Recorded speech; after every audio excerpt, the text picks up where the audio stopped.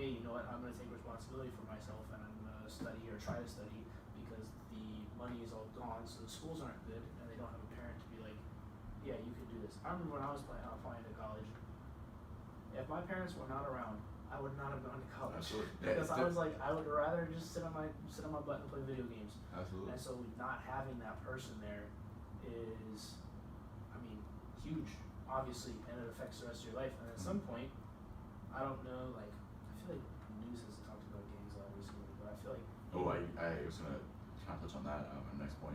Yeah, so like kind of with gang violence, you know, just looking through an anthropological lens, gangs are created when the state fails, right? Like a government literally fails that group of people.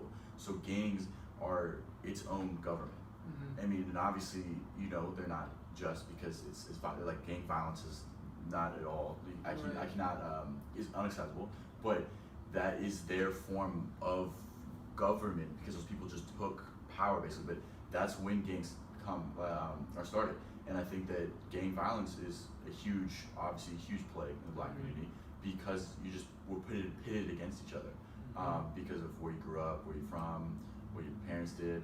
So I think that if this goes along with the wheel, you know, you have people in gangs and gang violence is so prevalent that those people are easily killed or arrested.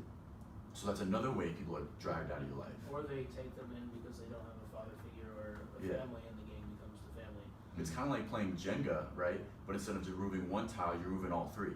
Yeah. Right? And you're still hoping that thing just, you know. Yeah. And then there's no way that it's going to stay stable. Absolutely, yeah. So, yeah, being a kid in that situation is like, I don't want to say like what hope do you have, but also at the same time, it's like that's such a difficult spot for a kid to take responsibility for himself.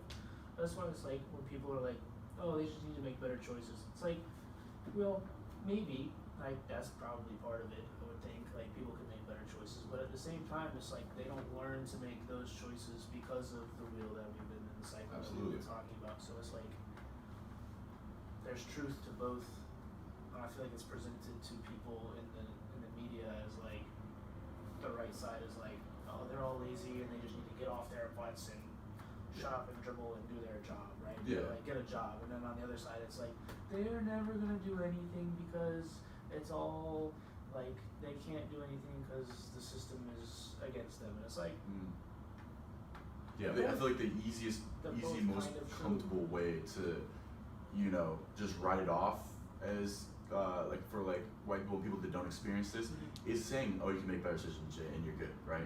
But looking at every other aspect, the system is created for you to fail, right? But yeah, you can make better decisions. Like, I mean, for sure, if you don't, there are success stories. You can see and look around people who have survived, persevered through all of that, and now are, you know, a very productive member of society and very successful in that. And so I think 100% you have both, but I think it's super easy for someone to say this, you know, just saying, yeah, and they're taking like the easy way out because it's a little uncomfortable to talk about. That's why it appeals to that group, and then at the same time you have the other side where it's like it appeals to the people that want to reinforce the welfare state. Say they can't do anything, so the government will do things for them, and then it's like there's like a reliance on the government, which is also not good because then you don't learn to, like, if that's all you know, it's like how are you going to get to the point where you need to be making better decisions where the system is not against you? You need to learn to not rely on that. It's a weird one. It's because like you're relying on the system that's keeping you down, and you're never going to learn to get over to like this pot and be like, hey, I'm going to do what I need to do to be successful. And it's like this whole weird like, so it's like this needs to be talked about, but at the same time something needs to be done about this. It's like a micro level versus a macro level. It's like, what personally can I do today to make my life better?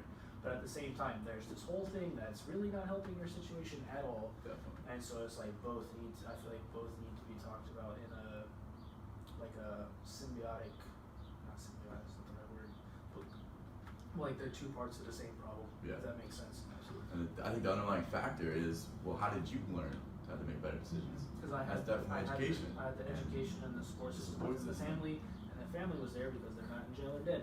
Yeah. So that's definitely an issue because, you know, schools are obviously funded by property tax, and due to redlining and whatnot, and the ghettos that we were mentioning, ghettos we were mentioning earlier, you've got underprivileged kids whose properties are not worth the same as the white suburban neighborhoods. Right.